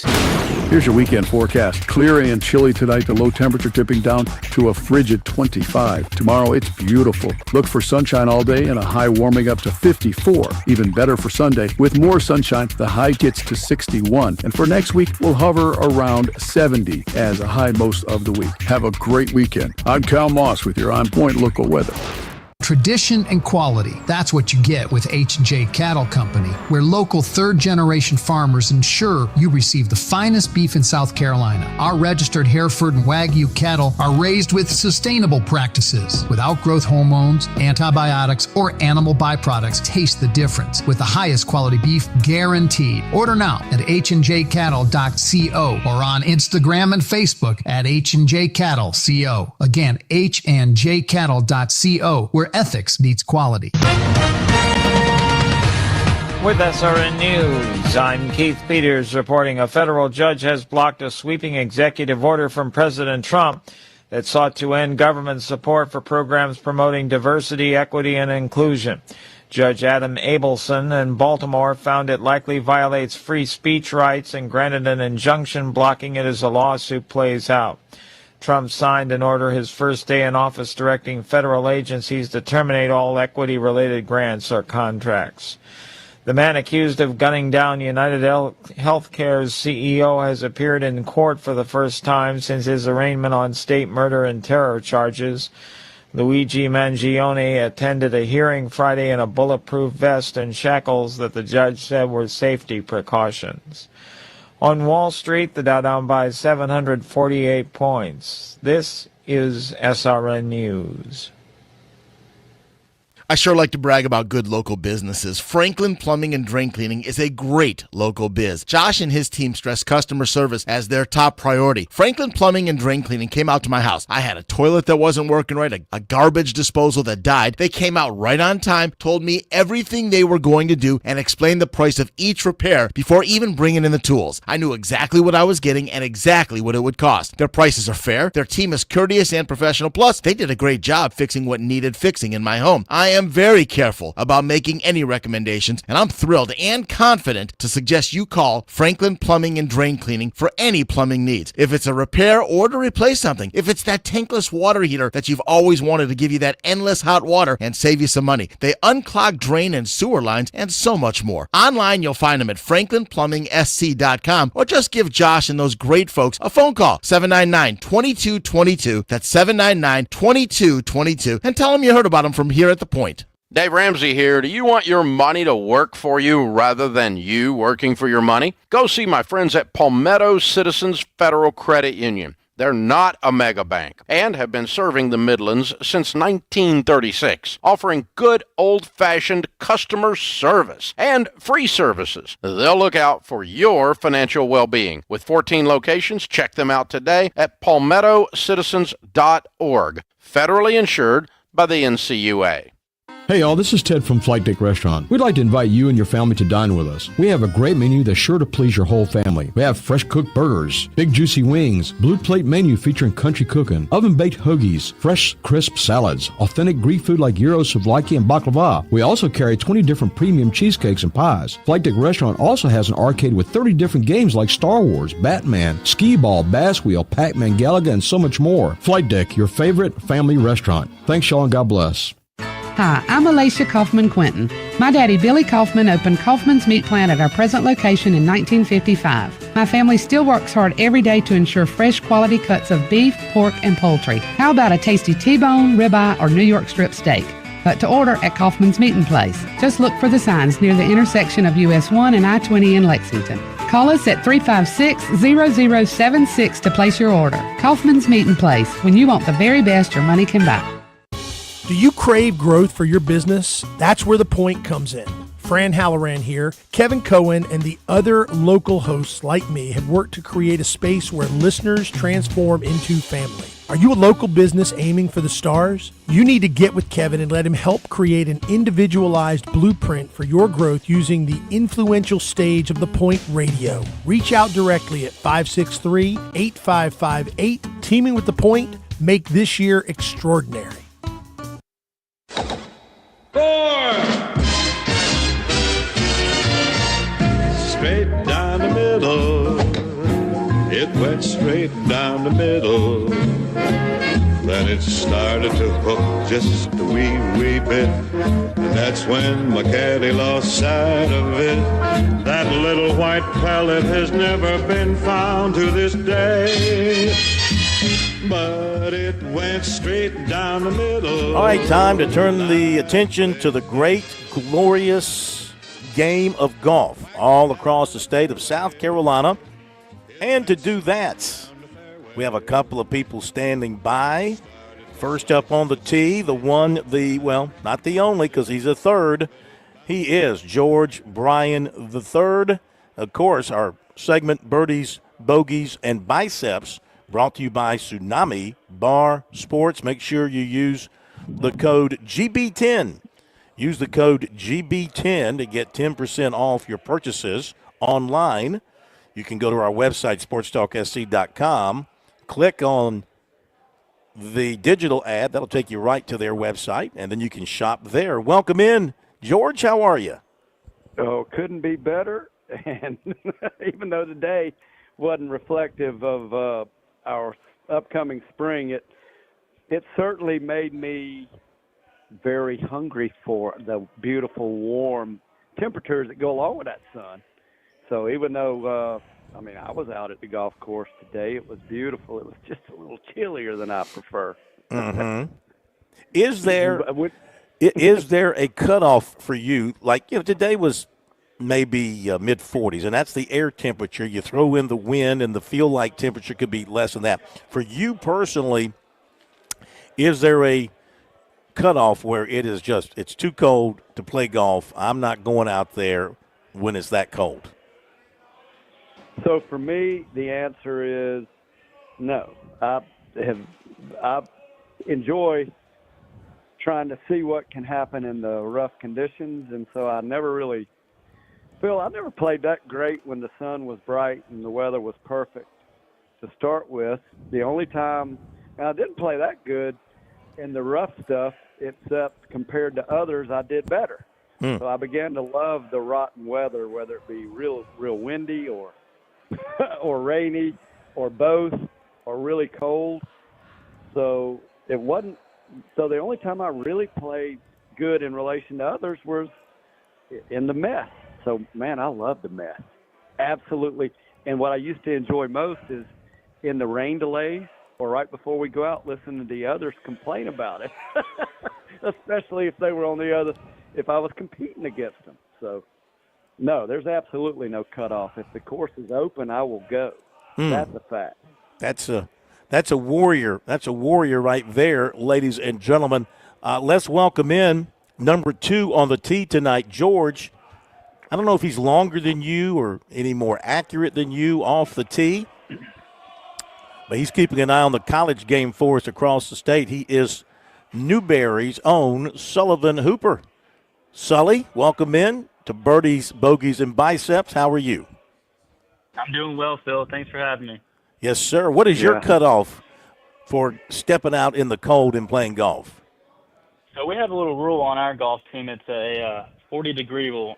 40-degree rule. Anything under 40 degrees, we're chilling. We're just going to stay inside. But anything above that, we'll go play. We'll tee it up. George, your thoughts on that? Are you in the lineup? Am I in the lineup? Yes. Yeah, I'm not currently in the lineup, no, sir. Yeah, so you need to change that philosophy if you want to get in that lineup. And you need to go out and play in the mess. Sully, I don't know you. Sorry for that shot across the bow, but young man, college golf is played in mostly muck, so get better in the mess. Get rid of that rule and go learn to play in the rough stuff. Yeah, I hear you. Take it to heart. He didn't have a problem with that, did he, Phil? No, sir. Hey, he's all ears. He's learning. He's listening. He's figuring it out. One of the best rounds, Sully, listen to this. One of the best days of golf I ever saw over in Atlanta. I think it was Atlanta Golf Club. There was a college event. Seems like Georgia Tech hosted it, and I watched Ricky Fowler, several others. I remember Chesson Hadley that day. It was sideways rain to start with. Started the day about 34 or 5 degrees. Sideways light rain to start with. It got a little heavier, but then the temperature went down to about 30, and it turned to sleet. They kept playing. By the afternoon, sideways sleet. By the afternoon, it was snow. And I promise you, I've never seen – I couldn't believe those boys were playing that well, and they didn't call it. So 15 to 20-mile-an-hour wind, sideways rain, sleet, and snow. I got it on film, and I watched incredible golf. And then what they've always said in Scotland and Ireland, you know, you watching the British Open, those boys, those players, the ladies Open, doesn't matter, senior, they're dressed in temperatures are definitely high 40s, low 50s in some cases with rain, and that's cold. It's outdoor sport. Do you find that you have to focus more, concentrate more? It's easy to play golf in, you know, springtime in the 70s and the 80s, and then when it gets like really hot, even then, I mean, you'd rather sweat than shiver, and you're down, you know, you're wearing the proper clothing, the breezes are always good, et cetera, et cetera. But when it's in the 40s or 30s and the wind is blowing and it's raining like you're saying, but you got to play the round, do you find that you have to focus more on what you're doing out there to get through the round because you do feel the elements more? This is what I found, and I tried to learn by playing in it and listening to others. And I think the conditions cause the focus to get away from trying to hit a good shot to just trying to survive. And anyway, so I think you end up thinking a whole lot less about what happens with the golf ball and a whole lot more about surviving. So I'm not sure if I answered your question, but you get on with the day pretty quick. You don't sit there and muddle around. And I think that one of the things that definitely happens that I like is you pretty much know when the wind's blowing, the rain's out, rain's coming down pretty hard, and you still got to play. You got to know that you can't typically play as well, so scores are higher and expectations are lower. So I always found it easier to play great because I couldn't focus as well on play. I wasn't that, like I said, I wasn't that good to start with in the nice weather, and I always play better in the rotten stuff. Sully, what's the worst weather conditions you ever teed it up in? I got some family in North Carolina, and we go up there during Christmas a good bit, and you know, we've played a lot of golf up there, probably in the low 30s. I've never played in snow or anything crazy like that. I've played in some hard rain, but definitely some cold temperatures in the low 30s, and that's pretty rough, but you know, it's still fun. Oh yeah. Okay, let me update the PGA event this week. It's the Mexico Open at Vedanta World. This is a full field event. It's got a cut projected at -4. So at this point, we have a leader of, help me with the name here, George, if you know it, Aldrich Potgeider? I think you nailed it. Potgeider? I think you got it. Well, he is 16 under. He went low today. He went 61 today. He's 16 under. Stefan Jaeger, a 64. He's at 12 under. Aaron Ray, 64. He's 11 under. Brian Campbell on the course is 11 under. That's the top of the leaderboard. And then, locally, Ben Martin, 68-70. He's -4. He's right on the cut. How about Jonathan Bird? 71-67 for him. He's -4. Jacob Bridgman, 71-68. He's 3 under. And Carson Young, 74-73. He's at +5. Also, while we're talking professional golf, George, I saw where Wesley and GB4 a little active on social media this week, and they are going to be playing in a couple of events. They're going to play in the Zurich Classic as a team. That's a team event, and they're going to team up. But this other event, the Creator Classic, what do you know about that? No comparison to the Zurich, and that's news to me. I knew that George and Wesley applied for that event. Yeah. But I hadn't gotten confirmation that they're actually in the Zurich yet. Well, Wesley put it out. Wesley put it on X. Yeah. Did he really? Yes. And my wife is sitting there going with a big old smile on her face, yes. And here's the scheme. Wesley committed to it, but they still hadn't accepted that as an official entry. So I trust Mama Bear on that one, Phil. Okay, you're going to force me. Hang on. You're going to force me to pull up Wesley's tweet. Okay, I'm going to tell you what he said. You can say whatever I don't care what he said on his tweet. Let's see if I can find it here now. Yeah. The facts are this. He tweeted whatever he wants, but we'll see if they have to let George play. Mm-hmm.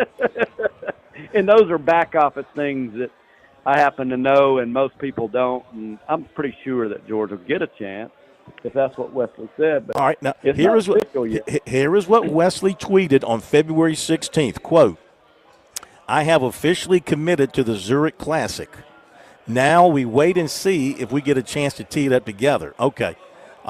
Wesley Bryan, you have been committed to the following event, Zurich Classic. You have selected George Bryan IV as your teammate. I got you. Teams are not final until approved by PGA Tour competitions. Okay. So he wants four to play with him, right? That sounds like it to me. Yeah.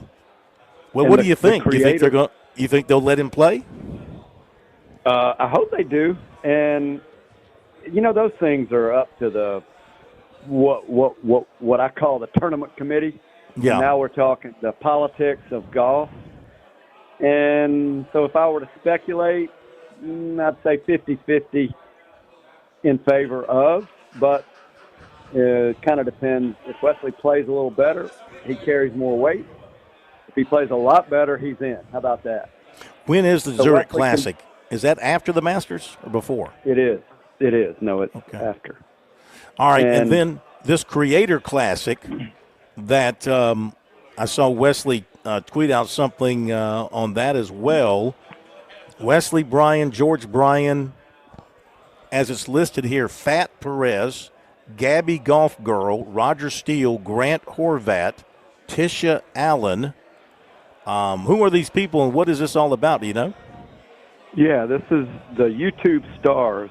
And so the Creators Cup, the first one, unless I got the schedule wrong, I think it's at TPC in a couple of weeks. Yes. On a Wednesday. And they'll get out and they'll play 9 holes in a little bit of a wild card format. Not sure about what it would be this year. Last year in Atlanta at the Tour Championship, it was 8-hole stroke play. And then they had a no matter what, like the top four after the 8 holes, they went in and played just a sudden death playoff, which is, I think, a cool format because none of them really, they're all really good. They're really good players, but they're not tour players, and they're playing during the tour event, and especially that's the 5th major.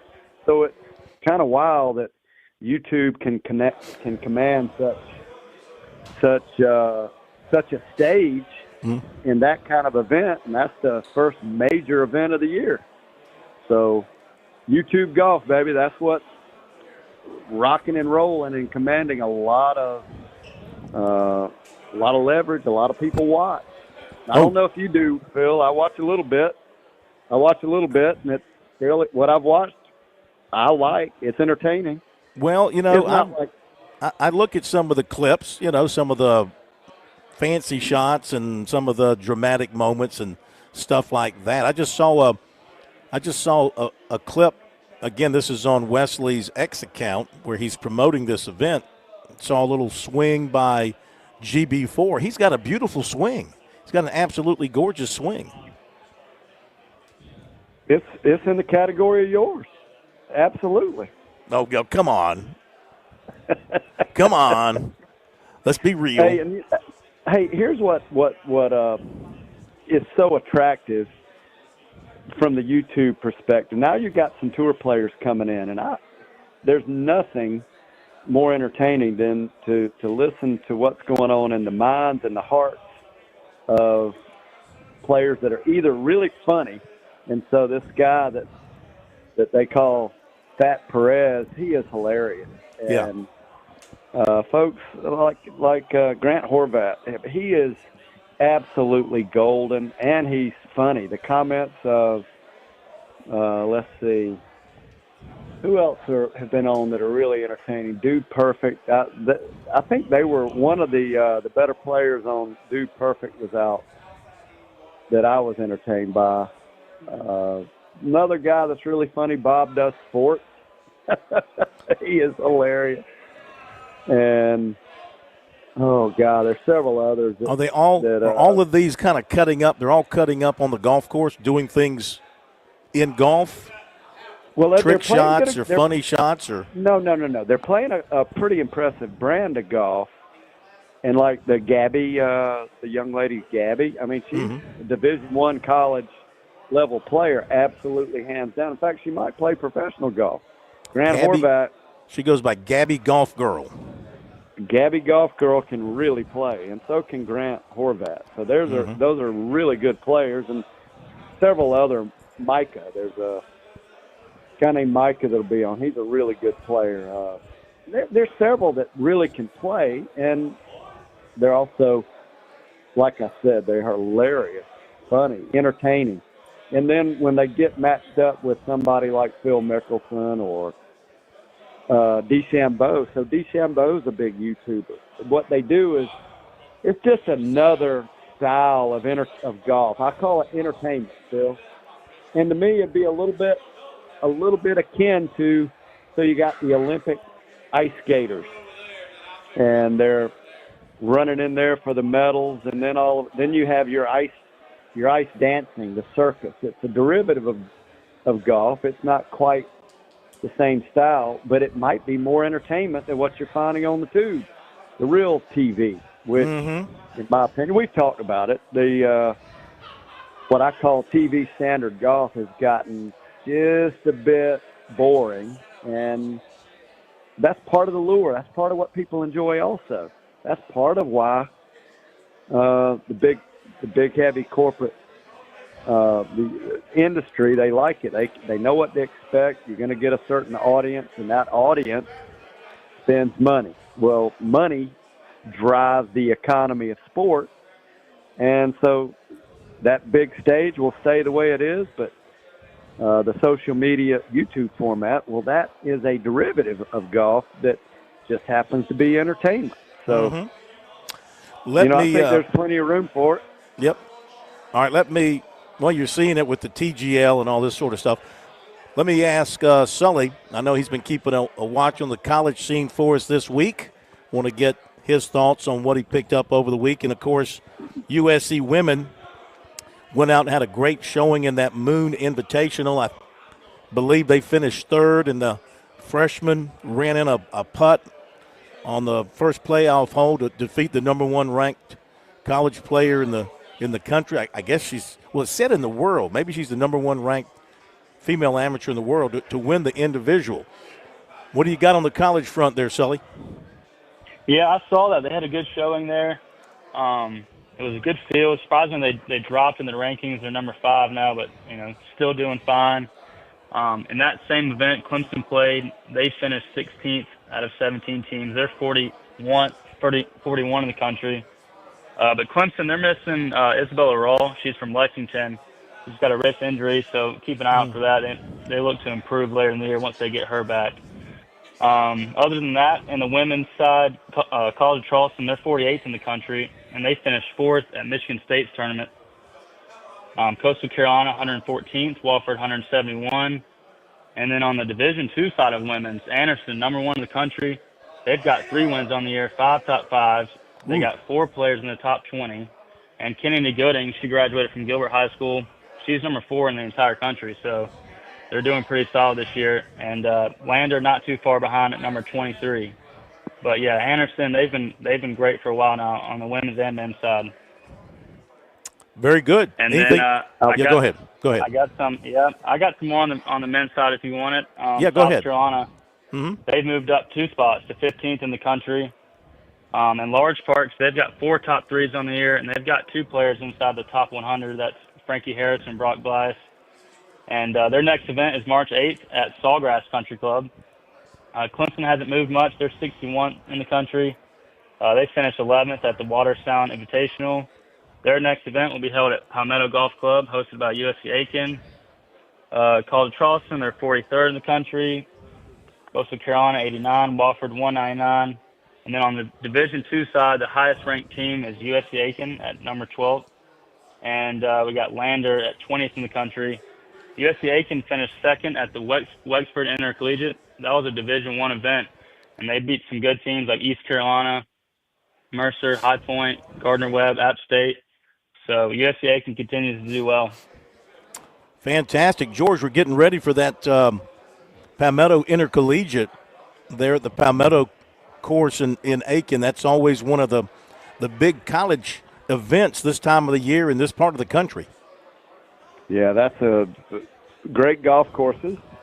Bring out the best players, and those players get really excited. I'll tell you what, Coach Michael Carlisle does a spectacular job with his golf team, but also with how he conducts his golf business. He has been a great ambassador to the game for a lot of years. And I saw Brooks Blackburn this past week at the Carolinas PGA Merchandise Show, and that is an event that I strongly recommend. Anybody have time in the schedule? And hey, fella, you got those dates? Go back over those dates, because the price of admission, you need to call the golf shop there at Palmetto Club, or call the athletic department there at USC Aiken to make sure I'm clear on this. But in the past, you could just go out and watch. No gate fee. You might have to get a pass or a ticket now, but it would certainly be worth it if you just to go see the golf course would be worth it. Palmetto's spectacular. I think it's March 10th, George. Good, and then we'll be talking about it. And speaking of college golf, we'll have in theory, Coach Rob Bradley was sick, wasn't feeling well last week, couldn't be on, so we rescheduled for next week, and look forward to having him on the show. And you mentioned I also want to bring out, I watched this young lady, Kennedy Gooding, play a good bit of high school golf and junior golf, and I think you said she's ranked, either finished 4th or ranked 4th. Didn't pick it up all the way, but she's spectacular. And so we have, like always, from the Midlands, we always have lots of great juniors that go on to play college golf and even beyond. Love to see these youngsters come up through the ranks and then get a chance to take it to that next level. And we're going to have to take it to that next level, guys, George, because we're down to about 30 seconds. Hey, all right. Well, I appreciate that. And Tsunami Bar Sports is our sponsor.